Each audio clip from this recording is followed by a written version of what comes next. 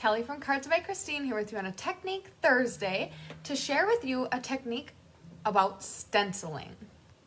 So I've got this absolutely stunning card here, and the background is made using stencils. Stencils are a featured product that is free in the paper pumpkin that Chris is going to be doing with you tonight. So we thought we'd dive right in and talk about stenciling. So what do you think of this gorgeous hydrangea card? Sorry.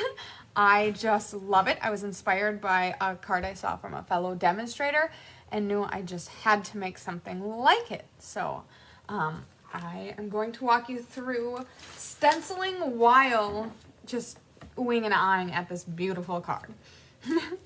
So this background piece, it's just a standard matte, is Purple Posy. So if you just love what we did here with the three-toned colors for the hydrangea, make sure to get some of that Purple Posy paper before it's all gone, because it is an in color, so it is going to be leaving us when this annual catalog is done. So be sure to snatch it up before it's too late. So Purple Posy is the matte color. Then I'm going to be taking Highland Heather and our blending brushes with this stencil, which is in our annual catalog. And I'm going to be applying the ink to the blending brush and then blending it into the stencil to make this background. So I'm going to try to keep it light. It is kind of difficult to do so, but I was looking more for the tone-on-tone color, and we had some issues in the production end of having Purple Posy ink, and that was back more when it was released. So Purple Posy is not an ink color that is available as a stamp pad. So for that reason, I can't use Purple Posy as my background color to get that tone on tone.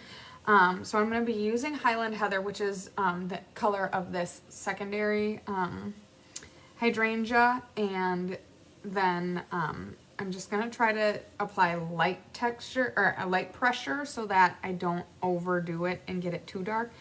Now if you see how I have the card laid out, I don't need to stencil the whole way over to the left side, so I'm probably not going to. But just making little circles with the ink on the pad and doing the same on the stencil. Now, what I learned in designing this card using the stencils, because full disclosure, this is the first time I'm using stencils. What I learned was that they're pretty thick. They're very high quality stencils, and I'm kind of trying to hold it down, pressure pushing down on the stencil to hold the stencil in place over my paper, because if it shifts, you will have a little bit of a hard time getting it back exactly where you want it, and you'll notice that it's not quite where it was intended to be. So I'm just going to hold down in this corner and peek to see if it's dark enough. Ooh, and I actually love how it's not the same strength. You know, it's kind of darker down here but lighter up here. So I might actually just keep it like this, because I think I really like that. I'm just gonna maybe put a little bit more right in here. Okay, so then you just lift the mask up, clean it with your chamois or just under running water, and you have the beautiful background piece that will go on the base of this card. And I'll just walk you through the other things that I used to make it. So we were highlighting the gorgeous, I'm just blown away with how beautiful these hydrangeas are. And it's from Hydrangea Haven is where the You Make Me Smile comes from. In all honesty, that is the only stamp that is used on this card. Obviously, you could pull in some of the other stuff on the inside, and I definitely would. But the main attraction here are the hydrangea dies. So I'm just gonna pull them out and show you. One thing I didn't quite know until I was inspired by this design that I cased was that, okay, so we've got Old Olive here on the leaves and Pear Pizzazz on the like detailed part of the leaf dies. And then I used this piece. So this piece cuts out the flower bud shape and then kind of like perforates all of the little flowers, so you see that detail.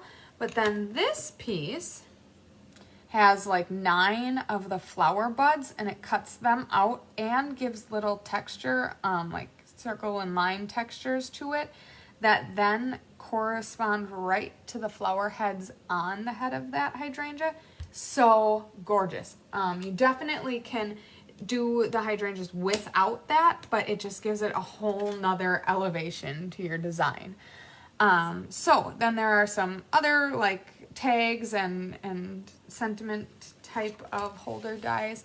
So the dies are so beautiful here. So that's what we featured. We've got Highland Heather as the card base. We've got Purple Posy as the mat. We used the mask and we used Highland Heather for the ink there. Then the sentiment came from Hydrangea Haven and it is in gorgeous grape.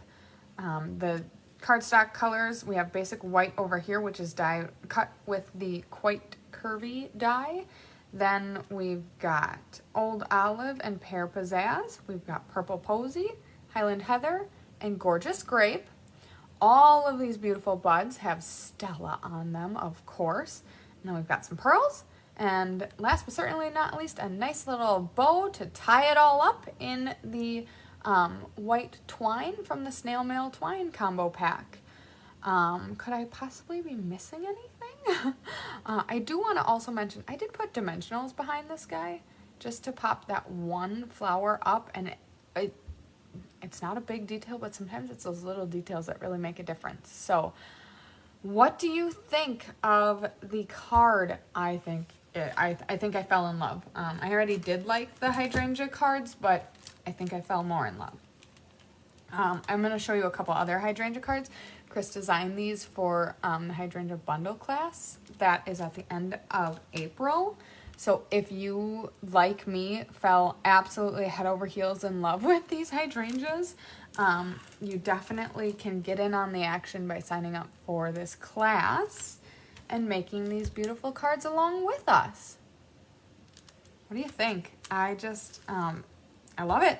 I so love it. I don't even think I can say anything else because it is just so beautiful. So I hope you are inspired by the beauty of these hydrangeas to get in your craft room and make something beautiful. This card really was a labor of love. All those little flower buds are beautiful and it's just oh so stunning on the front of that card, but that's a card I'm definitely gonna have a hard time separating with, putting in an envelope and mailing it off to someone else. They're gonna be someone that means a whole heck of a lot to me, that's for sure. But it is gorgeous. Maybe I'll have to make an extra and have it on, you know, are you like me? Sometimes I feel like I need to keep a card. You know, I can have a picture of it and have the design in the back of my head, but some cards you just can't give up. You just can't. So anyways, I hope you have a wonderful Thursday. We hope to catch you later tonight on our live Paper Pumpkin. And I hope you have a great day and a fantastic weekend ahead.